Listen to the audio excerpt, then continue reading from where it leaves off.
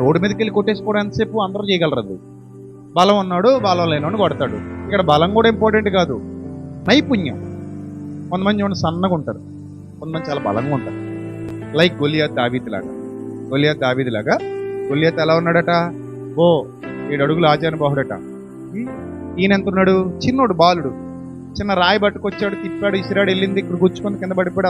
అతని కత్తితో అతన్ని చంపేశాడు. అంటే ఇప్పుడు ఏ రకమైన యుద్ధం ఇది? బుర్రతో చేసింది, తెలివితో చేసింది. శిక్షణ ఉంది, అతనికి నైపుణ్యం ఉంది. ఒక రాయి నుదురులో చొచ్చుకోగలిగేలా విసరగలిగే అంతటి వడిసెల విసరగలిగే నైపుణ్యం ఉంది.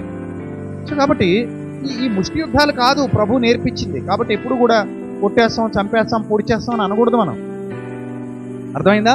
అది మన యుద్ధోపకరణాల్లో భాగం కాదు. కానీ ఈరోజు చాలా మంది మనుషుల్ని రెచ్చగొడుతున్నారు. చంపేద్దాం అంటున్నారు, పొడి చేద్దాం అంటున్నారు, ఇది చేద్దాం అంటున్నారు, అలా చేసేద్దాం అంటున్నారు, ఇలా చేసేద్దాం అంటున్నారు.